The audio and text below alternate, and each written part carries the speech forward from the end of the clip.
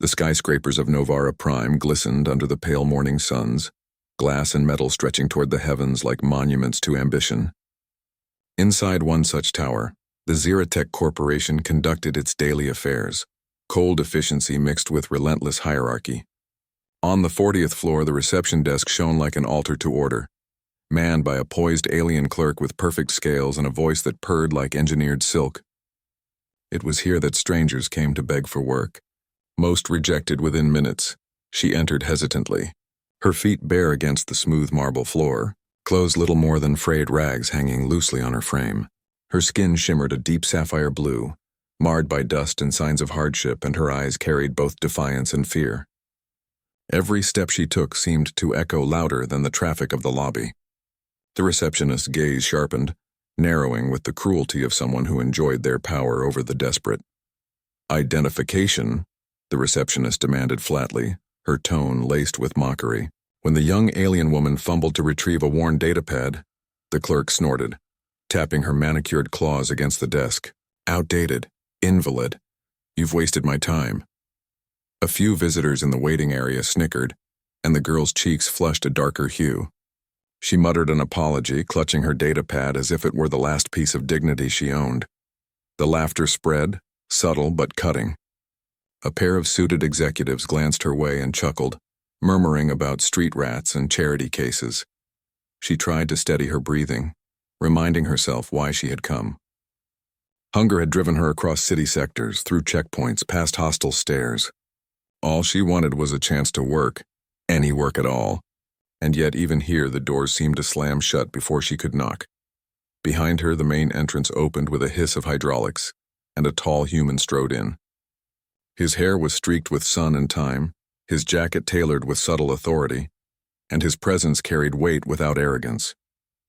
His name was Marcus Hale, a division director newly transferred from the Terran colonies. Though still an outsider in many Xeratech circles, he had already earned a reputation for decisions that cut against the grain of the corporate elite. He scanned the lobby with eyes that missed little. Marcus caught the scene instantly, the ragged woman trembling before the smirking clerk, the amusement dancing in the eyes of executives too cowardly to intervene. He slowed his pace, folding his arms as he watched. For a moment no one noticed him. It gave him the chance to observe the girl's resolve. She was holding her ground, however fragile that stance might be, and something about that grit stirred him. "Next," the receptionist said sharply, as though dismissing a nuisance insect. The girl opened her mouth, desperation pooling in her words. "Please," she whispered, "just let me." But her plea was drowned by another round of derisive chuckles. She lowered her head, prepared to turn away, her hopes crumbling. That was when Marcus stepped forward, his voice cutting through the lobby like steel through fabric. "Hire her!" The words froze the air. Conversations halted. The receptionist blinked in disbelief, her mouth working soundlessly for a moment. The ragged girl turned slowly, her wide eyes locking onto Marcus. He didn't look at her with pity, nor with the disgust she had grown accustomed to. Instead, his gaze was steady, matter-of-fact, as if he were stating a truth no one else dared acknowledge. "Director Hale," the clerk stammered, her polished composure cracking. "Surely there's a mistake. This applicant has no credentials, no valid papers. She's not suitable for employment here." Her voice wavered as she tried to reclaim authority, but Marcus's expression remained unreadable, carved from stone. He stepped closer, his shoes clicking softly on the marble floor. "I said hire her," he repeated, each word deliberate. "Right now." The command was not shouted, nor was it cruel. It was the calm certainty of someone who expected to be obeyed. A ripple passed through the gathered crowd, whispers buzzing like static. The girl's heart pounded in her chest. She didn't know this man, didn't understand why he would intervene on her behalf, but for the first time in weeks she felt a flicker of hope. Her lips parted as if to speak, but no sound came. She gripped her datapad tighter, afraid the moment might vanish if she breathed too loudly. The receptionist's eyes darted between Marcus and the girl, calculating the risks of defiance. But the corporate hierarchy was clear. Marcus Hale outranked her by light years. She forced a brittle smile, her voice suddenly coated in false sweetness. "Of course, Director, if you insist." Her claws tapped against the console, inputting data with reluctant efficiency. Marcus finally turned his gaze fully on the young woman. His eyes softened, though his tone remained firm. "What's your name?" he asked. She swallowed hard before answering, her voice trembling. "Solari." The name felt small in the grand hall, but Marcus nodded as if it carried weight enough to move planets. "Welcome to Zeratech, Solari." The other executives shifted uneasily, their earlier laughter curdling into silence. They hadn't expected this, hadn't expected a human of all people to undercut their casual cruelty. Some looked annoyed, others curious, but none dared contradict him. Zeratech prided itself on control, and Marcus had just redefined the rules with a single sentence. Solari's throat tightened, tears threatening to spill, but restrained by sheer pride. She straightened her posture, no longer hunching like a beggar. For the first time in what felt like forever, someone had seen her as more than a burden. She whispered, "Thank you," though her words were barely audible. Marcus inclined his head slightly, acknowledging her gratitude without fanfare. The receptionist handed Solari a provisional ID, her face pinched with resentment. "You'll report to intake for assignment," she said curtly. Marcus overheard the bitterness in her tone but let it slide, for now. He knew battles worth fighting, and at this moment the only one that mattered was the silent war Solari had been fighting every day. And today she had won. Solari's hands trembled as she accepted the ID card. It was thin, metallic, ordinary to most, but to her it was a key, proof that she had not been erased, proof that she mattered. She glanced at Marcus once more, wanting to ask why he had helped her, but his expression gave no answer. Instead, he turned toward the elevators, his stride unbroken. The crowd slowly dispersed, conversations resuming in hushed tones. Yet something had shifted. They had all witnessed a fracture in the carefully polished cruelty of the system. A ragged girl had been hired, not because she fit the mold, but because one human had chosen to see her differently. Whispers followed Marcus into the lift. What's he thinking? Doesn't he know who she is? Why would he care? Solari stood rooted in place, her heart still racing. She wanted to follow him, to ask what future awaited her now, but fear and awe held her still. The receptionist waved her toward the side hall with a sigh, already eager to forget this entire disruption. Solari moved slowly, each step shaky as though she might wake from a dream. Upstairs, Marcus leaned against the lift wall, exhaling quietly. He knew what he had done would spark questions, even resistance. But he also knew something else. Solari had that look in her eyes. The same look he had once seen in miners, refugees, and soldiers, people clinging to hope with nothing left to lose. That look, he believed, was worth investing in. For Solari, the day had begun like all others, with hunger gnawing at her and despair pressing down like a weight she could not shed. Now, as she stared at the small metallic ID in her hand, her world felt subtly altered. She whispered her own name softly, grounding herself in this new reality. Perhaps fate had just shifted. Perhaps this was the moment her story truly began. Solari followed the narrow hallway toward intake, her new ID clutched tightly in her palm. The lights hummed above her, casting sterile beams across the sleek walls. Every sound felt magnified. The tap of her bare feet, the distant echo of machinery, the muffled voices of workers rushing past. It was overwhelming, like stepping into another universe where she didn't belong, and yet she belonged now. That card in her hand said so. The intake office was a smaller room compared to the vast lobby, staffed by two overseers who looked up as she entered. One, a broad-shouldered alien with metallic implants across his jaw, scowled immediately. "Another stray?" he muttered. The other, a younger woman with cybernetic eyes, raised a brow at Solari's ragged clothing but said nothing. Instead, she scanned the ID card and let out a low whistle. Director Hale himself approved this? The implant-jawed overseer leaned forward, disbelief flashing across his face. Hale, personally? His gaze flicked to Solari as though trying to see what Marcus might have seen. Whatever it was, he didn't find it. He grunted and shook his head. Fine, rules are rules. If Hale says she's in, she's in. His voice dripped with irritation, but it carried no real power against the authority behind Marcus's name. Solari's heart thudded at the sound of Marcus's title, Director Hale. She hadn't even known his name until now, but it felt heavy with meaning. Why would someone so important stop for her? She shifted uncomfortably, aware of the dirt on her skin. the holes in her clothes. She felt like an intruder in a palace, yet the young overseer simply handed her a thin datapad with her assignment details. "You'll report to maintenance," the woman said briskly. "Level 22. Don't expect luxuries. You'll clean, repair, and haul. Fail to keep up and you're out." Solari nodded quickly, relief flooding her veins. Work. Real work. It wasn't glamorous, but it was life, and for the first time in cycles it felt like a step forward instead of backward. The overseer with the implants gave a derisive snort. "Maintenance. That's too easy. I'd have sent her to waste disposal." His words struck like a blade, but Solari kept her face still. She had endured worse. Still, she caught the glance of the younger woman, who looked faintly disgusted with her colleague's cruelty. That glance was enough to keep Solari's spirit intact. The elevator ride to level 22 was long, the numbers ticking down like a countdown to a new life. She gripped the datapad, studying the floor map displayed on its cracked screen. Corridors, workstations, supply lockers. It all felt like a maze waiting to swallow her whole. When the elevator doors opened, a blast of warm air filled her lungs, tinged with the scent of oil and ozone. The maintenance bay was alive with noise. Sparks flew from repair stations. Exosuited workers lugged heavy equipment, and the constant thrum of machinery vibrated through the floor. Solari stepped forward cautiously, unsure where to go.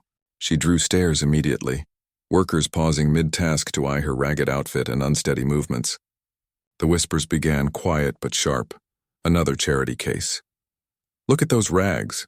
She won't last a day." Solari kept her eyes down, cheeks burning, but she forced herself onward.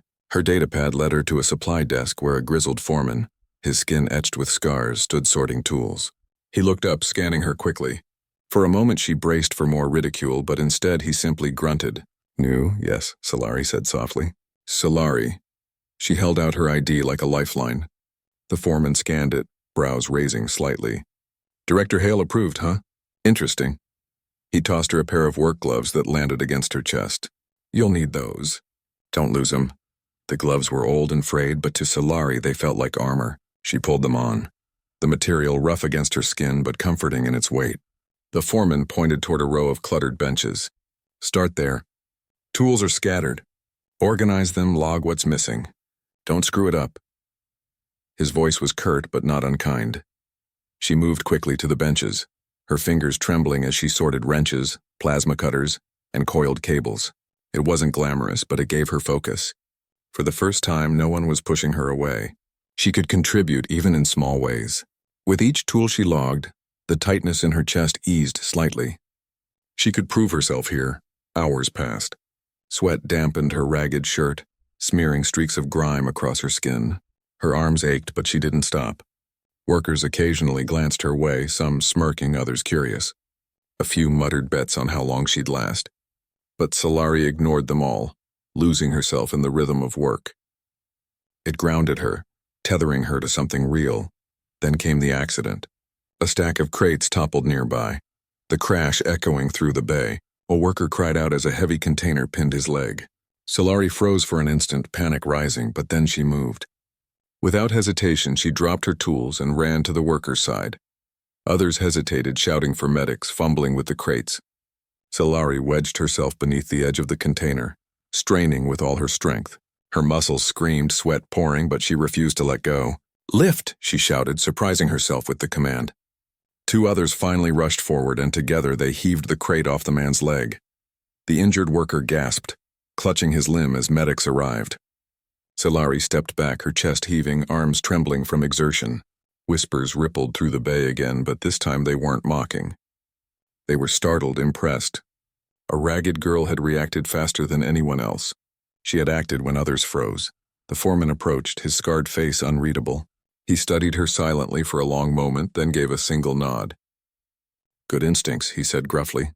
"Keep that up and you'll fit in fine." His praise was sparse, but it meant more to Solari than any gift. Her throat tightened, but she held back tears. She couldn't show weakness now. Still, not everyone was pleased. Across the bay, two workers exchanged sour looks. One leaned in, whispering to the other. "Hale's pet. That's all she is. Don't let her fool you." Solari caught the words, her stomach twisting. She forced herself to keep working, but the seed of unease lodged deep inside her. She had earned a place here, but enemies had already noticed. By the time her shift ended, Solari was exhausted. Her hands were raw beneath the gloves, her body aching from strain, but a strange warmth filled her chest. She had survived her first day.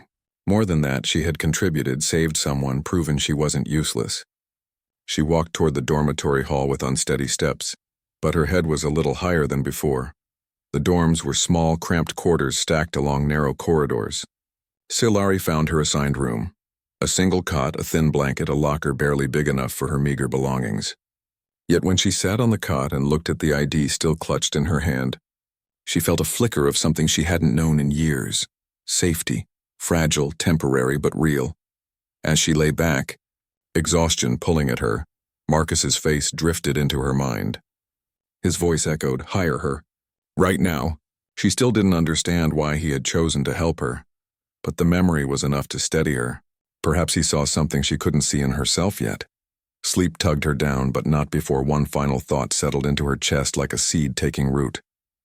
Tomorrow would bring new challenges, new stairs, new battles. But tomorrow she would rise again. She had a name, a place, and a purpose, and for Solari that was enough. For now. The next morning, Solari rose before the dormitory alarms. Her body ached from the previous day, but the determination in her chest overpowered the pain. She dressed in the same ragged clothes, tugging her gloves tighter as though they might shield her from the stares she would endure. Today, she told herself, she would push harder. She couldn't let yesterday's victory be her last. The maintenance bay greeted her with the same roar of machinery and chatter. Workers bustled past, some nodding curtly, others ignoring her entirely. A few still smirked, muttering under their breath, but she held her head higher. She went straight to the foreman, ready for her orders. He handed her a datapad loaded with repair tasks. "North corridor piping. Don't mess it up," he said, his tone as flat as ever. She threw herself into the work. The pipes groaned with age, seals corroded from years of neglect. Her hands grew slick with oil as she tightened fittings and replaced cracked seals. Each completed repair gave her a surge of pride. She was proving herself piece by piece, even if no one cared to notice. Yet she couldn't shake the feeling that someone was watching her more closely than the rest. That feeling proved true by midday. As she stepped back from a repaired junction, wiping sweat from her brow, a voice echoed across the corridor. "Not bad." She turned sharply, startled, and found Marcus Hale standing a few paces away. He wasn't wearing the polished jacket from the lobby. Today his sleeves were rolled. His posture relaxed, but his presence was no less commanding. Solari froze, unsure if she should bow, salute, or simply vanish. "Director Hale?" she stammered, her voice unsteady. Marcus shook his head. "Marcus," he corrected calmly. "Titles have their place, but not here. You did well yesterday." His tone was simple, but it carried a weight that made Solari's chest tighten. She struggled for words, clutching the wrench in her hand as if it anchored her. "I only did what anyone would." He raised a brow at that, a faint smile tugging at his lips. "Anyone? Funny, I didn't see anyone else moving until you did." She flushed, lowering her gaze. Praise was unfamiliar, almost unbearable. Marcus stepped closer, his eyes sweeping the repairs she had made. "You're learning fast. But you should know something." His voice lowered, quiet, but edged with seriousness. "Your presence here is already causing friction. Some don't like that I intervened. They see you as a threat to the order they're comfortable with." Her stomach nodded. "I don't want to be a threat," she whispered. "I just want to work. To survive." Marcus studied her for a long moment before nodding. "And that's exactly why they'll fear you. Because you remind them the system can be challenged." His words struck deeper than any insult she had endured. For a moment she felt exposed, as though he had seen straight through her. She wanted to ask why he had helped her, why he cared. But her courage faltered. Marcus seemed to sense the unspoken question anyway. "I've seen people like you before, Solari," he said softly. "Those who fight every day just to stand where others take for granted. That kind of strength is rare, and it's worth protecting." Her throat tightened, tears threatening to spill. She forced them back, gripping her wrench tighter. "Thank you," she whispered, the words barely audible. Marcus inclined his head, then turned slightly as if preparing to leave. But before he did, his tone shifted, steel returning to his voice. "Be careful. Not everyone here will welcome you, no matter how hard you work." The warning proved true sooner than she expected. Later that day, as she hauled supplies across the bay, 2 workers intercepted her. They were the same ones who had whispered yesterday. One, tall and broad with jagged tattoos across his arms, sneered openly. "So this is Hale's little pet project." His companion, slimmer but sharp-eyed, chuckled. "Wonder how long you'll last before you break." Solari kept moving, refusing to meet their eyes. But the tall one stepped into her path, blocking her way. "Answer when spoken to," he growled. The supply crate weighed heavy in her arms, but she held it tight, her voice steady. "I have work to do." It was all she said, but the calmness in her tone seemed to sting them more than any insult. They exchanged glances, irritation flashing across their faces. The slim one leaned close, his voice a low hiss. "You think Hale will always be here to protect you? He won't, and when he's gone, so will your luck." Solari swallowed hard, heart hammering, but she didn't flinch. She sidestepped, brushing past them, refusing to give them the satisfaction of fear. When she returned the supplies, her hands trembled. The foreman noticed, his scarred brow furrowing. "Trouble?" he asked. Solari shook her head quickly. "No, just tired." He studied her for a moment but said nothing, handing her another task. She was grateful for his silence. The last thing she wanted was more attention. As the hours dragged on, she poured herself into work, using the rhythm of labor to drown out the whispers. But Marcus's words echoed in her mind. "They'll fear you because you remind them the system can be challenged." She had never thought of herself as a challenge to anything. She was just trying to survive. And yet, perhaps survival itself was the challenge. By shift's end, Solari's body felt broken, but her spirit refused to bow. She returned to her dorm and sat on the cot, staring at her ID card resting on the locker shelf. Each day with it felt more surreal, as though it might vanish in her sleep. She pressed it to her chest, whispering softly to herself, "I belong. I belong." That night her dreams were restless. She saw Marcus standing in the lobby again, his voice firm. "Hire her." She saw the sneers of her co-workers, their mocking laughter. She saw the foreman's approving nod, the worker she had helped, the eyes of those who doubted her. The images blurred together, swirling into confusion until she woke with a start, sweat dampening her skin. Morning came too quickly. She dragged herself from bed, exhaustion clinging like a second skin. But when she looked at her gloves lying on the locker, she felt the spark of determination again. Today would be another battle, and she would not back down. Down in the bay, the atmosphere was tense. Rumors had spread Marcus had spoken to her directly. Workers eyed her with a mix of curiosity and suspicion. Solari ignored them all, throwing herself into the day's assignments. Yet she felt the weight of invisible eyes following her every move. At midday, she caught sight of Marcus again across the bay, speaking with the foreman. He didn't look her way this time, but his presence was like a shield nonetheless. For a fleeting moment, Solari's chest eased. She wasn't entirely alone. Not anymore, but the unease didn't vanish. The enemies she had made weren't done, and she knew it. Their whispers were louder now, sharper, promising challenges ahead. Still, as Solari tightened her gloves and returned to work, one thought anchored her. She would endure. And maybe, just maybe, she would prove that Marcus Hale had been right to believe in her. The day began with a hum in the air, a strange tension that Solari could sense the moment she entered the maintenance bay. Workers moved faster, voices sharper, the clamor of tools echoing louder than usual. Something wasn't right, though no one said it openly. She tightened her gloves and clutched her wrench, her instincts prickling. She hadn't even started her first task when alarms shrieked. Red lights flashed across the bay, bathing everything in urgent crimson. The foreman's voice boomed over the comms. "Coolant rupture in Sector 12. All hands respond immediately." Chaos erupted as workers scrambled for gear. Solari froze for half a heartbeat before forcing her legs to move. The rupture site was already a mess when she arrived. Steam hissed from cracked conduits, the acrid stench of coolant burning her nose. Workers shouted over one another, fumbling with controls and trying to seal leaks that kept bursting wider. Heat built in the air, oppressive and suffocating. If they didn't stabilize the system soon, the entire sector could overheat. Solari dropped to her knees beside a junction, her hands already working before orders came. She jammed her wrench into the valve, cranking with all her strength. The wheel groaned but budged, slowing one of the leaks. Her lungs burned from the steam, sweat stinging her eyes. She didn't stop. She couldn't. One of the sneering workers from before shouted at her. "You don't belong here, outcast. Get back before you make it worse." His voice cracked with panic, but the words cut deep nonetheless. Celery ignored him, focusing on the shrieking alarms and the hissing pipes. She twisted another valve, sparks spitting as metal ground against metal. Then, through the haze of steam, she saw it, a deliberate crack in one of the main conduits.